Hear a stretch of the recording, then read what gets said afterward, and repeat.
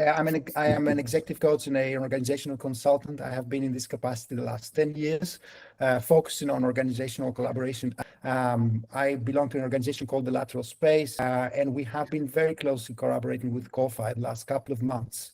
And my other role is in academia. So I am supervising PhD researchers on similar topics. I'll be very happy. The key theme that I'd like us to explore is a paradox of organizations when they are seeking our support. At the same time, they resist that work. And so I want us to maybe think for a moment why that happens, to be able to connect it to what organization network analysis could do for that particular paradox. That's what I call the organizational dilemma, when organizations actually want, but they also resist change at the same time. These two parameters create an infinite loop, right? So we want the transformation. We are asking for it. Different parts of the problem that they want to fix it can be very specific and explicit about it. But they also are trying to sustain the equilibrium, even though they want the change. And that some of the reasons why they want to do it is they don't want to open Pandora's box. They don't want to be blamed themselves for part of that problem. They want to avoid the uncertainty that the transformation is going to bring to them. And also, there is also a postponement of the hard work that comes with that.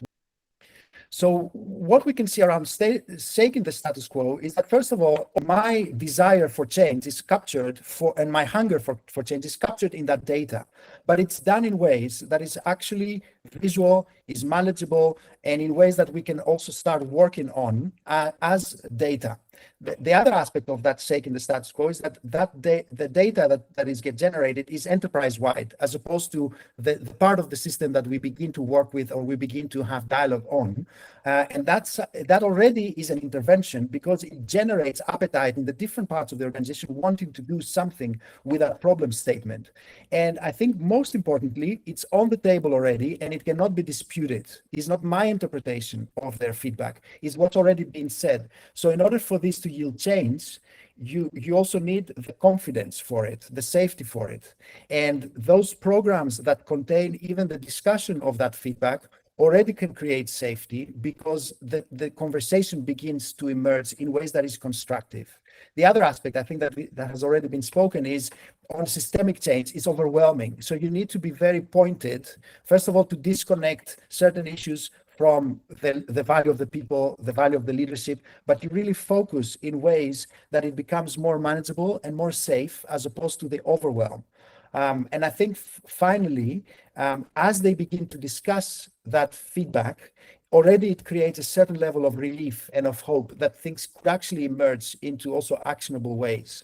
The totality of the issue gets visualized. So not just how, as product development, we feel about sales, but if we see the total picture and the loop, we can start owning the part of the total problem is one of those. Secondly, is that I am not giving, with organization network analysis, I'm not giving feedback about the totality of the transformation, which could also be far-fetched, but I'm given feedback about the day-to-day in the different parts of the organization that matter to me.